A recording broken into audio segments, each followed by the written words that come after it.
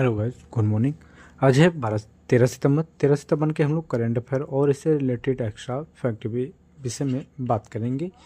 और बात करते हैं कि आज जो आप लोगों को क्वेश्चन मिलेगा उसमें आपको 5 से 6 क्वेश्चन ऐसे मिलेंगे जो कि स्टैटिक्स पोर्शन होंगे। कौन सा आपका होगा? स्टैटिक्स पोर्शन होगा। जैसे ये क्वेश्चन आपका लगा हुआ है, ये आपका स्टैटिक्स पोर्शन है। ऐसे ही रिलेटेड क्वेश्चन आपको आगे देखने को मिलेंगे। बड़े ही इंटरेस्टिंग वीडियो रहेगी, फुल देखें क्योंकि आपको कुछ ऐसा ज़रूर मिलेगा जो आपकी आगे की तैयारी के लिए बहुत ही महत्वपूर्ण रहेगी। ये आपकी यूपीएसआई 2025 और SSC UP police NTPC bank या किसी भी रिक्वायरमेंट एग्जामों के लिए बड़ी सफिशिएंट क्लास है।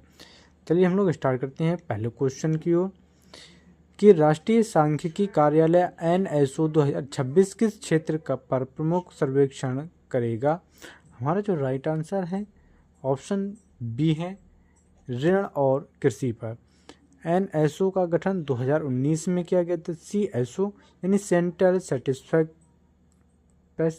ऑफिस और एनएसएसओ यानी नेशनल सैंपल सर्वे ऑफिस के विलय से हुआ है। यह सांख्यिकी और कार्यक्रम कार्यान्वयन मंत्रालय MOSPI के अंतर्गत काम करता है। एनएसओ सर्वेक्षण के आंकड़े नीति निर्माण, बजट और योजनाओं के लिए आधार बनते हैं। नेक्स्ट क्वेश्चन है कि हाल ही में भारत ने किस देश को 680 मिलियन अमेरिकी डॉलर का सहायता पैकेज देने की घोषणा की है? हमारा जो राइट आंसर है ऑप्शन सी, मॉरिशस है। बात करें कि यह पैकेज मॉरिशस के इंफ्रास्ट्रक्चर, हरित ऊर्जा, शिक्षा और स्वास्थ्य क्षेत्रों में मदद करेगा। भारत और मॉरिशस के बीच रणनीतिक साझेदारी हिंद महासागर क्षेत्र और मजबूत होगी। मॉरिशस में भारतीय मूल के लोगों की बड़ी संख्या रहती है, जिससे सांस्कृतिक रिश्ते भी गहरे होंगे। नेक्स्ट क्वेश्चन है, हाल ही में किसे पूर्व प्रधानमंत्री को मरणोपरांत PV नरसिम्हा राव पुरस्कार से सम्मानित किया गया है? हमारा जो राइट आंसर है option C, doctor Manmohan Singh है। यह पुरस्कार आर्थिक सुधारों और राष्ट्र निर्माण के उत्कृष्ट योगदान के लिए दिया गया था। मनमोहन सिंह ने 1991 में वित्त मंत्री रहते हुए भारत की आर्थिक उदारीकरण नीति शुरू की थी। उन्हें भारत के सबसे प्रभावशाली सुधारवादी नेताओं में गिना जाता है।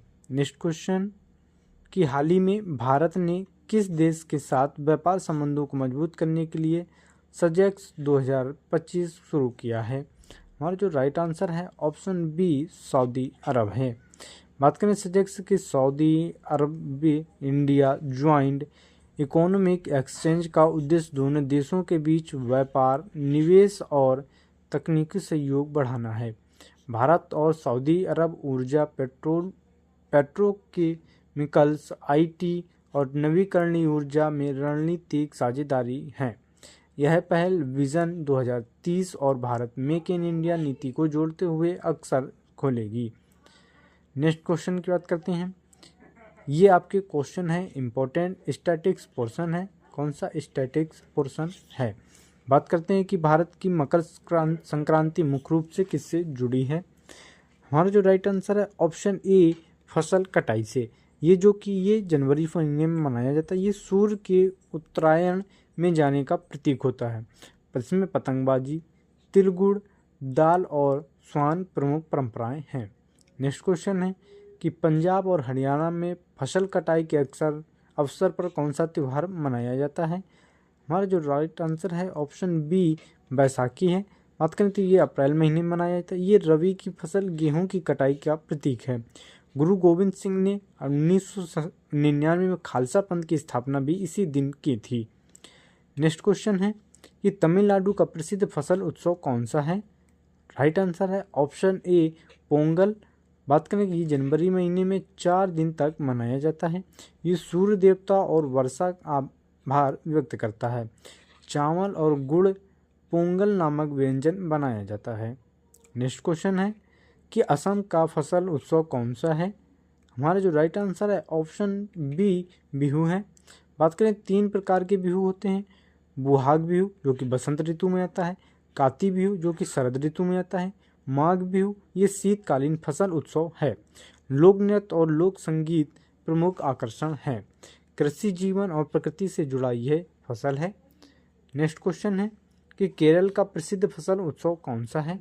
हमारा जो राइट आंसर है ऑप्शन सी है ओणम। बात करें कि ये अगस्त से सितंबर में मनाया जाता है। इसमें पौराणिक कथा महाबली राजा की वापसी का दिन है। नौका दौड़ और ओणम साझा यानी भोज प्रसिद्ध है। नेक्स्ट क्वेश्चन कि हाल ही में किस दो देशों ने साइबेरिया गैस पाइपलाइन के निर्माण पर सहमति जताई है? हमारा जो राइट आंसर है ऑप्शन बी रूस और चीन ने की है। यह पाइपलाइन रूस ने चीन तक प्राकृतिक गैस पहुंचाने की एक महत्वपूर्ण ऊर्जा परियोजना की है। साइबेरिया पाइपलाइन ने चीन को वार्षिक 50 बिलियन क्यूबिक मीटर जैसे गैस की आपूर्ति होगी। यह परियोजना रूप से ऊर्जा निर्यात के विविध बनाने और चीन ऊर्जा सुरक्षा को मजबूत करेगी। नेक्स्ट क्वेश्चन है कि हाल ही में एनएससी गवर्निंग बोर्ड के अध्यक्ष के रूप में किसे नियुक्त किया गया है? हमारा जो राइट आंसर है ऑप्शन बी श्रीनिवास एजेंती को। श्रीनिवास एजेंती पूर्व में आईएफएस अधिकारी रह चुके हैं। उन्होंने IFSCA यानी international financial service centre authority के पहले चेयरमैन के रूप में कार्य किया था। NSE यानी नेशनल स्टॉक एक्सचेंज भारत का सबसे बड़ा स्टॉक एक्सचेंज है। उनकी नियुक्ति से NSE के गवर्नेंस और रेगुलेटरी स्ट्रक्चर को मजबूती मिलेगी। नेक्स्ट क्वेश्चन है कि हाल ही में महाराष्ट्र के राज्यपाल की अतिरिक्त प्रभार किसे सौंपा गया है? हमारा जो राइट आंसर है ऑप्शन बी आचार्य देवव्रत को। आचार्य देवव्रत वर्तमान में गुजरात के राज्यपाल हैं। उन्हें महाराष्ट्र के राज्यपाल के अतिरिक्त प्रभार भी सौंपा गया है।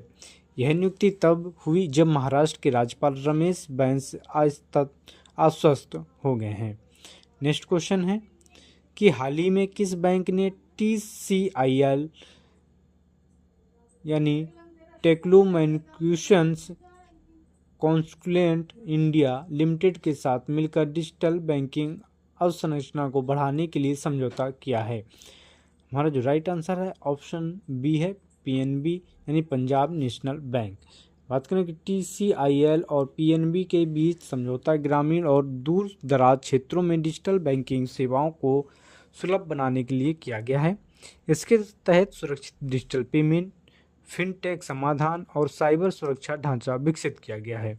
यह पहल भारत के डिजिटल इंडिया मिशन वित्तीय समावेशन के लक्ष्यों में मजबूती देगा। नेक्स्ट क्वेश्चन है कि हाल ही में किस केंद्रीय मंत्री ने कोसी मेची नदी जोड़ो परियोजना की समीक्षा की है? हमारा जो राइट आंसर है ऑप्शन बी CR पाटिल। यह परियोजना बिहार में लागू की जा रही है। इसका उद्देश्य कोसी नदी के अधिक बाढ़ जल को मेची नदी में प्रभावित करना है।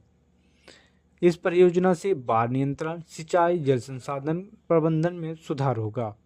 नेक्स्ट क्वेश्चन है कि ग्रेट इंडियन बस्टर्ड किस श्रेणी में सूचीबद्ध है? ये आपका UPSC के नज़रिए से बहुत ही इम्पोर्टेंट टॉपिक है। ठीक, बात करें इसका जो राइट आंसर है ऑप्शन सी है सर्टेकली इंडेंग्रेट। बात करें यह पक्षी मुख्यतः राजस्थान, गुजरात, महाराष्ट्र, कर्नाटक में पाया जाता है। IUCN रेड लिस्ट में क्रिटिकली इंडेंजर्ड और भारतीय वन्यजीव संरक्षण अधिनियम 1972 अनुसूची 1 में सूचीबद्ध है। इसे राजस्थान का राज्य पक्षी भी घोषित किया गया है। वर्तमान में भारत में केवल 150 से कम ग्रेट इंडियन बस्टर्ड बचे हैं। ये हो गए हमारे 13 सितंबर के करंट अफेयर उससे रिलेटेड एक्स्ट्रा फैक्ट। आपको अगर इस वीडियो की PDF चाहिए तो आप टेलीग्राम और व्हाट्सएप ग्रुप में ज्वाइन करें, जिसका लिंक आपको डिस्क्रिप्शन में दे दिया जाएगा। मिलते हैं नेक्स्ट वीडियो।